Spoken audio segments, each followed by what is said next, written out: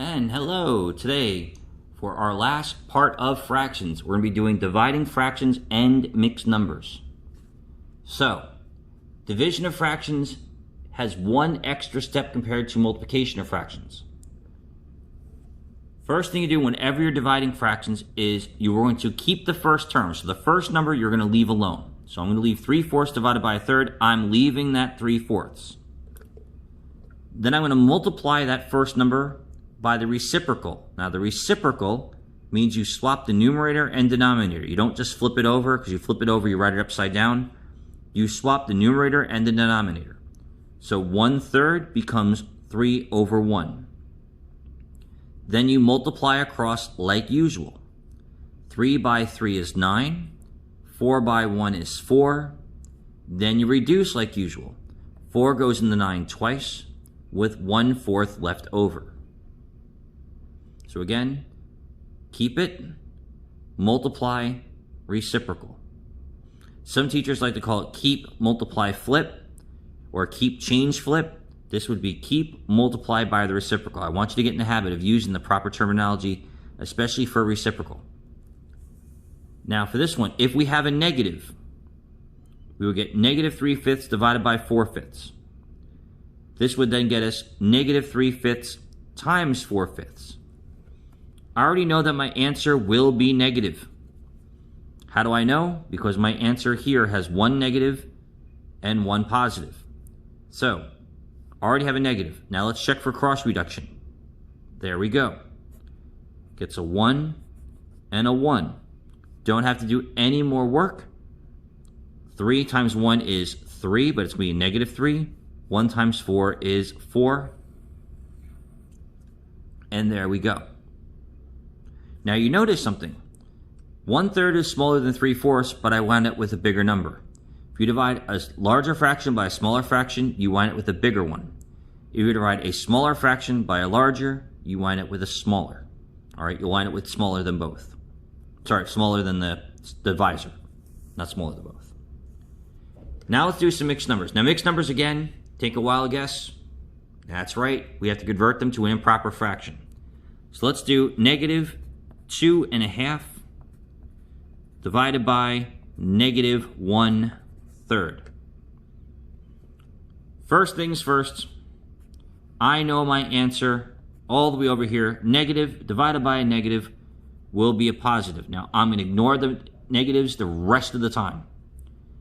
2.1/2 gets me 5/2. 2 times 2 is 4 plus 1 is 5. Keep the denominator. Divided by 1/3. Now I didn't do the change to reciprocal yet. Didn't multiply by reciprocal yet because I don't want to do too many things in one step. I want to show everything.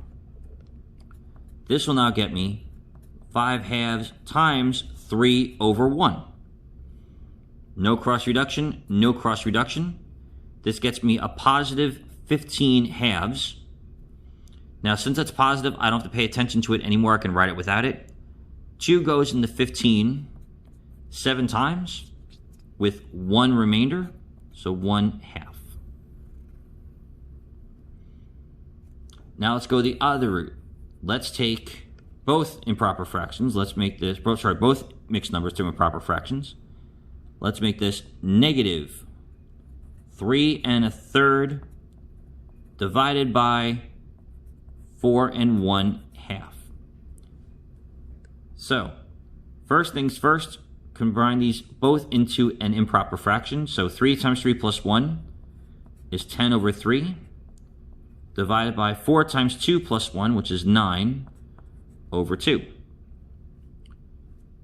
Now I'm looking at this. My answer is going to be negative. So over here, I'm going to write negative where my answer is going to go. I'm going to keep that over there because now I'm not going to pay attention to it till the end. I know somebody now is out there going, oh, now we reduce because these all reduce. That would be true if we were multiplying, but we haven't done our keep and multiply by the reciprocal yet. We would still get the 10/3, but now we have 2/9. 10 and 9 we can't reduce. 2 and 3 we can't reduce. We just multiply straight across to get 20/27. So our answer in this case would be negative 20 over 27. Now this here is a place I want you to be very careful at. This is my error alert. All right, error alert.